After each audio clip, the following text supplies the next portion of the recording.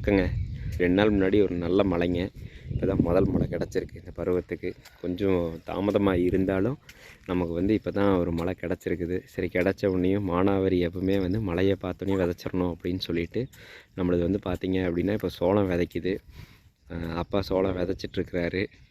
நீங்கள் இந்த சோளம் பார்த்தீங்கன்னா நான் மானாவாரியில் இருந்ததுனால இந்த முறை என்ன பண்ணியிருக்கேன்னு பார்த்தீங்க அப்படின்னா, அதை ஊற வச்சு ராத்திரி ஒரு 10 மணிக்காட்ட ஊற வச்சேனுங்க.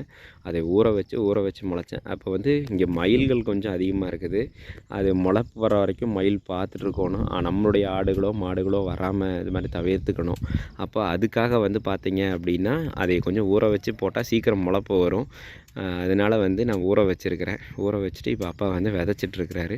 ஒவ்வொருத்தவங்களுடைய விதைப்பும் ஒவ்வொரு மாதிரி இருக்கும். அப்பா பார்த்தீங்க அப்படின்னா அந்த கூடையில் கொஞ்சம் விடுற மாதிரி சத்தம் கேட்குது பார்த்தீங்களா? இது மாதிரியான ஒரு விதைப்பு அப்பா எப்பவுமே விதைப்பாருங்க. இந்த குட்டை சோளம் போடுது. அடுத்த பக்கத்து இந்த குட்டைக்கு பார்த்தீங்க அப்படின்னா இந்த குட்டை இப்போ டிராக்டர் நிற்கிது இல்லைங்களா?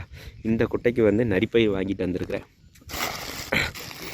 நரிப்பயிர் வாங்கிட்டு வந்துருக்குறேனுங்க. இந்த நரிப்பயிரை போட்டுக்கலாம் அப்படின்னு பார்த்தீங்க அப்படின்னா இந்த குட்டைக்கு நீங்கள் சோளத்தை வெடிய ஊற வச்சு காலையில் எடுத்து இந்த மாதிரி சாக்கில் போட்டு வச்சிட்டிங்க அப்படின்னா பார்த்தீங்கன்னா சாக்கெலாம் நனைஞ்சிருக்கும் பாருங்கள். சாக்கில் போட்டு வச்சிட்டிங்க அப்படின்னா அந்த ஈரமெல்லாம் போயிடும். இதுவே கொஞ்சம் சொதன்னு தான் இருக்குது. இருந்தாலும் ரொம்ப எல்லாம் இல்லைங்க. இந்த சோளம் நம்மக்கிட்டேயே இருந்து விதையை எடுத்து நம்ம போன தடவை நம்மளுடைய அந்த காட்டில் நம்மளுடைய காட்டில் விதையை எடுத்து அந்த விதையை நம்ம எடுத்து வச்சுருந்தோம். அந்த சோளத்தையே இந்த தடவை போடுறோமுங்க. பார்ப்போம், இயற்கை நம்ம கூட எல்லாம் ஒத்துழைச்சி நம்மளுடைய பண்டம்பாடிகளுக்கான தீவனத்தை இதில் கண்டிப்பாக நமக்கு நல்லபடியாக கொடுக்கும்.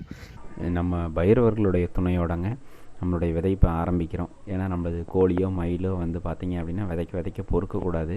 அதனால் அங்கங்கே நம்மளுடைய பயிரவர்கள் பார்த்திங்க அப்படின்னா ரோந்து பணியில் இருக்கிறாங்க. இந்த விதைக்கும் பொழுதுங்க நம்ம எப்படி சால் விடுறோம் அப்படிங்கிறத பார்க்கணும். இடைவேளை வரக்கூடாது. ஒரே சரிசமமாக விதை விழுகணும். இப்போ நான் விதைக்கிறேன் அப்படின்னா ஒன்று பக்கமாகவும் ஒன்று தூரமாகவும் விதைப்பணுங்க. அப்போ விதைக்கும் பொழுது நீங்கள் விதைகளை கவனிச்சுக்கிட்டே விதைக்கணும். புதுசாக பழகுறீங்க அப்படிங்கிற மாதிரி இருக்கும் பொழுது நீங்கள் இந்த ரொட்டாவேட்டர் ஓட்டுனதில் விதைக்கும் பொழுது விதை எங்கே விழுகுது, எவ்வளோ தூரம் உங்களுக்கு கைப்பாங்கு வருது அப்படிங்கிறது தெரிஞ்சுக்கலாமுங்க. அப்போது ரொட்டாவேட்டரை பயன்படுத்திக்கலாம். இப்போ இருக்கக்கூடிய சூழ்நிலைகளுக்கு நான் ரொட்டாவேட்டரை பயன்படுத்தி மழைக்கு, ஏன்னா மழைகள் எப்போ வருது எப்போ போகுதுன்னு தெரிய மாட்டேங்குது. நமக்கு 1 மழை 2 மழை வந்ததுனாலும் ரொட்டாவேட்டரை காட்டிலும் பாரளவில் வச்சுருந்தோம் அப்படிங்கும்போது இன்னும் கூட கொஞ்சம் பயிர் வெள்ளாமே நல்லா வருமுங்க. அப்போது இது ஒரே சோளம் அப்படிங்கிறதுனால உங்களுக்கு விதைப்பு கொஞ்சம் நல்லா, அதனாலங்க உங்களுடைய விதைப்பை கவனித்து விதைங்க, பொறுமையாக விதைங்க, நிறுத்தி நிதானமாக விதைங்க. நானும் கற்றுக்கிட்டே இருக்கிறேன்.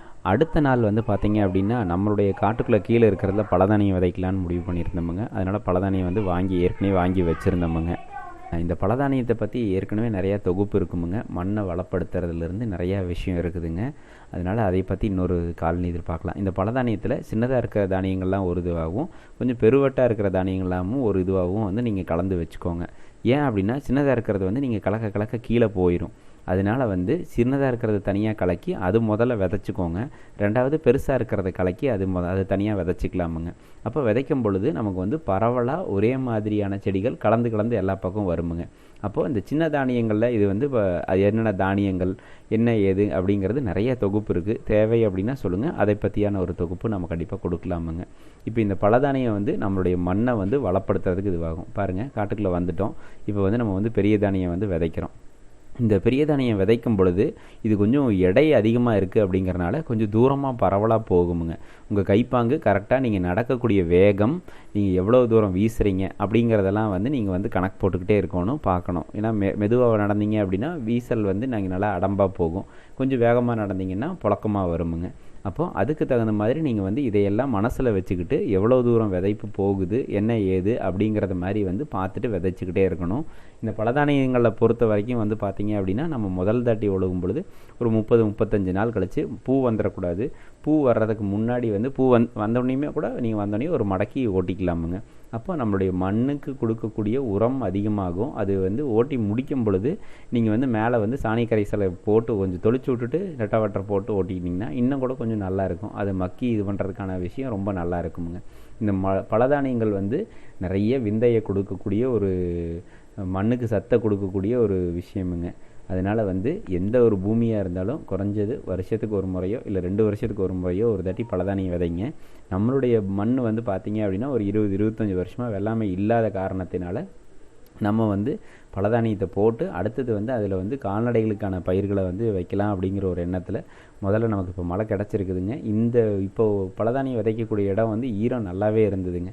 அதனால் வந்து கண்டிப்பாக இது போடக்கூடிய முளைகள் எல்லாமே நல்லா முளைக்கும் அப்படிங்கிற ஒரு நம்பிக்கையோடைய இப்பவும் சொல்கிறேனுங்க.